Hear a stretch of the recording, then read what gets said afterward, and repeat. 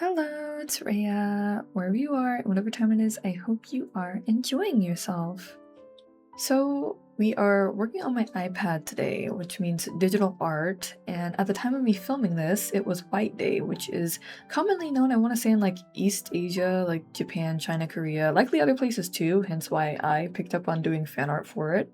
But if you've never heard of it, it's basically like Valentine's Day's counterpart, where if a guy received chocolates or something on V Day, he returns the favor on White Day by giving back a gift. Or at least that's like the gist of it that I got, so feel free to correct me or add to that. But the point is that I wanted to revive an idea I had. I wanted to do an illustration regarding this holiday, I guess if you could call it. And I had already started working on this in 2025. And I think whenever I started that, it was like way past White Day. Like it was probably like in May or something. And so the footage that you're seeing right now is me scrolling through the time lapse of what I've done so far. But I am revisiting this. You may have heard me mention this before, but I wanted to potentially start a series where I go through my giant pile of WIPs or works in progress and choose one to revisit and actually finish. And I think it'd be helpful because one, I'm not letting my ideas just rot in purgatory for all of eternity, which, I mean, don't feel bad if you do that because not every idea will feel worth going the full 9 yards for. But at the same time, I think it's a good challenge to revisit a project you never finished and see how to approach it to get where you wanted it to be, which was the other reason that I wanted to do this. So that's how we ended up here. And spoiler for how this ends up going, basically I don't like how it turns out halfway through, and I still decide to push through anyways. One, because it's good for me to like fight through a piece that I feel like isn't working out, because I do believe troubleshooting is a very important part in like any process, but especially creatively, because it teaches you how to problem solve essentially. But two, how embarrassing would it be if the first video I make for a finishing my whips series ends up with me not finishing the whip? Like, I don't think I'd be blamed for it or laughed at exactly, but to me personally, I could not allow that. So the way it comes out overall is pretty decent, I'd say. Like, I definitely liked where it ended up compared to where it was going, and essentially at some point we'll move this from Procreate to Clip Studio Paint on my display tablet, but from there it's just screen recording, so I wanted to include at least some footage of me like working where you can like see my setup in my hand and all of that. But let's get into the key struggles. Actually, wait, first, I should probably give y'all context on who I'm drawing since I haven't done that yet. So again, the theme is White Day, which I love this as a concept mostly because I just love seeing the fan art. Like is it fan art of sometimes people do fan art, sometimes it's just original art. The point of what I'm trying to say is that it's all art themed around this holiday. So just as you get really fun art from like Valentine's Day, you also get fun art on White Day. And it's just a nice thing to like see either people's OCs or like actual characters from other franchises where they're like, I don't know, it's like often they're dressed up maybe a little bit more formally and they usually are holding chocolates or flowers or things like that. So that's what I wanted to do. And these two characters are my own OCs, Aster and Ivy. And if you're like, who the heck is that? They're part of my seasonal sorcerers squad. So if you remember, like maybe a year or so ago, I made a video of me turning the seasons into characters, more specifically like these sorcerers or witch boys. This is the personification of spring and winter. I find it funny because even though it's been like a year and then some since I made that video and I have not released any further video content on them, they have definitely lived in my head rent free. Like, I love them so much, and it's odd because when I do the Personify series, or like basically when I turn a personification or like an object into a personified version, I don't always expect it to go anywhere. Like, it's mostly just a character design. It doesn't have to like, they don't need lore or anything like that. But I've been considering it more and more, and I mean, I think even in the video that I made, I kind of like point that out, but I don't know, they've just really grown on me. And I'm trying so hard not to play favorites. But Aster, basically the personification of winter, y'all already know, or you should know. It's just so bad. Like, I just care about him so much. But it's funny because I feel the same way towards Ivy as well.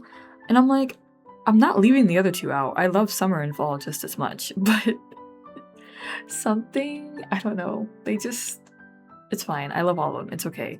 But anyways, let me not get too into that. So far you probably saw how I did already have a sketch down and things like that, but I wanted to sketch over it first because coming back to something, that's the difficulty of doing this. It's like, or at least that's one of the struggles of doing this. As you can imagine, when you revisit something that you haven't looked at in a while, it can be difficult because your headspace isn't exactly the same as whenever you first started it, so you might have a different idea from before. So a lot of this was me working out knots, and apologies if this part looks like odd. It's basically me color swatching from all the different parts. That way I can just color it all on one layer. But yeah, it's easier for me than to like keep lowering the opacity, then raising it again. It's like I'm just going to briefly color all of this and then I'm going to paint over it. I think that's another part that that made this a struggle because I'm still trying to figure out a good art process. Like, I don't know exactly what I want to do or like how I want to execute it best, and sometimes it changes too depending on the piece. So for here, it's like I already sketched what I initially had, but I just wanted to have a fresh sketch of it. And now I am coloring in the flats in a very base way. And what I'm going to do after that is prep my sketch to like paint over it. So I will go ahead and color the lines to fit the color underneath it, if that makes sense. And then I kind of just start getting into the painting aspect of it. But the problem with that is that's where I run into a roadblock, if that makes sense, because I don't know where I want to go with that. I don't know if I want to just keep painting and have that be the end of the piece, or if I want to do line art. And essentially I end up doing everything, which probably isn't the first time that I've done that, but this was definitely the most, like, it's the most that I've fought in an illustration in a while, which I don't do illustrations often to begin with. It's something I'm trying to work on. I sound like a broken record at this point every time I bring up illustrations, but I really fight with this, and you will not see all of that in this video, but just know that it definitely happened. I think another thing too of why I was struggling is because I was trying to get the right setup for filming on my iPad, and I don't know. I think like it was okay, but I do wish that I switched my camera settings to like make sure that the lines that appear weren't as bad. It's like those flickering lines that happen on a screen sometimes, depending on like your camera settings, like your aperture and all of that. But I don't know. I don't think it's that big of a deal because whenever I would like see the footage play back, I'm kind of just focusing on my hand moving intensely and, you know, doing all the painting. So yeah, but I tried to include working on both Ivy and Aster. By the way, I should probably say this now too. If I ever call Ivy Very, it's because his actual name is Veridius. He just goes by Ivy for most people. Only one other person so far calls him Very. But I think it's cute, so I also call him Very sometimes by habit. But yeah, Very, Ivy, they're the same person. And I think another thing that kind of brought a challenge was trying to draw two people in one illustration, which, like, I don't think it's the hardest thing in the world to do by any means, but I don't do it often, I want to say. Well, it's funny because I actually, before this illustration, the first one that I worked on for the year, I think, was a drawing of my two main girls, my mascots, essentially. And I think it turned out pretty interesting, or like pretty decent, I want to say. Like, again, I don't know. I think it's just like me forcing myself to work on illustrations again. I'm like, oh god, why is this so intense? Like, there's so much overthinking that I'm doing, and so it's hard to really like place how I feel whenever I'm done with it. But I do think like it's definitely a cute illustration. So and the point with that, of bringing that up, is that it was me drawing two characters, and so I shortly afterwards did it again here. And again, I don't think it's that difficult. It's more just like it's still something new to me, so I'm kind of trying to make sure like they are coordinated, I guess. Because that's the thing. It's like you can draw two characters, and in this case, it's not even like they're like fully interacting. I think it'd be even more difficult if that were the case, but they're just standing next to each other. So I can draw them on separate layers and that's fine. It's just a matter of like seeing how they overlap and making sure that everything is still like coherent next to each other. I do have to also consider things like their height difference and all of that. So yeah, but I think like it definitely in the end, even though they're on different layers, I believe, they still look like they're like next to each other and all of that. Like it still looks normal. So not too much of an issue there. Another thing that goes into that is trying to figure out how you want to render them or work on them, because some people, I don't know if they like work on one person completely and then work on another person, or it's like you do everything conjoined. So it's like you do the sketch of them both at the same time, the line art, the flats, and then like the rendering, you go back and forth. I think for me, once I get towards rendering the flats, I just work on that person, like one person at a time. So it's like I try to do the skin, hair, and so on all for one person, and then I move to the other one. At least in this case, I think the first time, like I said, the other illustration that I did before this, I did it the other way, where it's like I'm working on their skin at the same time and their hair at the same time and etc. So it's a fun thing to play around with. You just gotta like find what works for you, I guess. And at this point, we're almost getting to the part where I switch over towards just showing the time lapse of everything together. So because like, okay, working on this, I think I got to the point where I finished Ivy and I did not like how he looked at all. I was like, what the heck? No. And I don't think you'll see it until the end of like the comparison of what I had done in Procreate versus how it ended up in Clip Studio Paint. But I was not a fan of how Ivy looked at the beginning. And I think that's another thing that's been difficult, is trying to get their likeness, which is funny to say as like the creator of these characters, but I'm sure like y'all know what it's like if you have your own OCs. Sometimes they look like how you intend them to look, and sometimes they don't. So I was kind of struggling with that, and also because I hadn't really drawn them in an illustration before, like a full-on, fully rendered illustration. I was trying to figure out like a little bit more of their design, since even though I did like that whole video of me like designing their characters, what I did in that video was very baseline. Usually it takes a while of drawing a character and doing illustrations of them to get a feel for how you actually want them to look. So, yeah, I think I struggled a lot with that on terms of, I think the main thing for Ivy is his hair. And while I could work on how I work with curlier hair and trying to get like the right texture or the more intended texture that I mean, it's not so much that, it's more of like the color of his hair and how it relates to his skin. Because also his hair is not, well, I guess you could say it wasn't naturally pink. His natural hair color was brown, but at some point it turned pink because lore, I don't know. But and it's kind of like not so much full on pink, but more of like a rose gold muted. Actually, that was what I was trying to figure out. I wanted to figure out like what color, like what shade of pink, or like peach would work out for him and complement his skin tone instead of fighting against it, if that makes sense. So there was that. But despite how this looks right here, I do not like how it ends up turning out.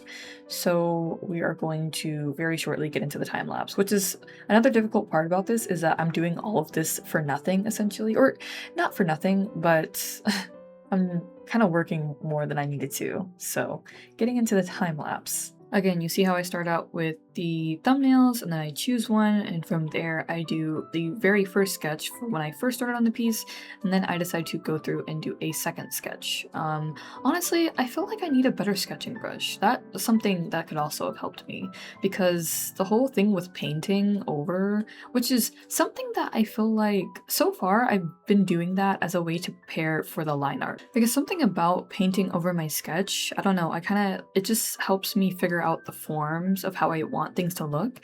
So it makes it easier when I go to do the line art, but I do feel like it's a bit redundant. That's why I try not to spend too much time when I go to do the painting. But yeah, again, I'm still trying to figure out the process. But then I get into the rendering, and that's when I realize, oh, I don't like how this is turning out. And that's why I didn't get into rendering Aster, even though I already did his flats and line art for him as well. I was like, I just can't do it. So we switch over to Clip Studio Paint, which means I'm working on my digital, or my display tablet rather. And it's just different. There's a different approach and everything like that. The first thing I do is I switch over the way Ivy is looking. So he's looking kind of the same way the Aster is looking, which is like that 3/4 look. And I didn't initially want to do that because I thought it would make it look boring if they're both looking in the same direction and things like that. But honestly, I'm okay with it because I think it looks way better than how it initially looked. The second thing is that I take a more painterly approach towards this despite the line art. Like, I do think I keep some of the line art, but I'm pretty sure I am working on the overall layer of what I did for Ivy. And the main issue that I had was Ivy's like look was his face, so I decided to keep the rest of what I did because it's like that wasn't really bothering me too much. So luckily, only changing the position of his head, I didn't have to do too much of troubleshooting the rest of him. As for my Clip Studio Paint brushes, because I think I've said before, there's quite a gap in how much I enjoy using the Clip Studio Paint brushes compared to the ones that I have in Procreate. So far, it's an ongoing process, but I outside of using the flat marker, which sometimes I use during my painting process, I use two brushes that have Korean names. So I will definitely like explain upon those further in another video, but right now we don't have time for that. So just know that's kind of like what gets me the look that I'm able to get whenever especially in the hair. I think it's the most notable in the hair because I switch between two brushes. One of them, it's like a little bit softer and the other one's a little bit sharper, but they're both pretty good at building up like opacity, if that makes sense. So it works out pretty well for me. It is funny though, because it feels like it changes my style in a way. Which, I mean, hey, it just goes to show that people that are like, getting like a different brush is not going to affect like your style. Yes, it can. It certainly can. It might not always, and I get that people say that to say that like just because you get a certain brush that I use doesn't mean you can draw just like me. That's not the point. For me, I feel like it's more about it can change how things might look for you. And in this case, yeah, I definitely see the difference. We don't have much time left, so a thought speed run. Aster's hair, fun but tedious, and also I feel like it could have came out better. The fashion in general, I wish it came out better. I do like the objects that they're holding and kind of how those came out, especially Aster's little chocolate box, because it kind of has like his winter aesthetic tied to it.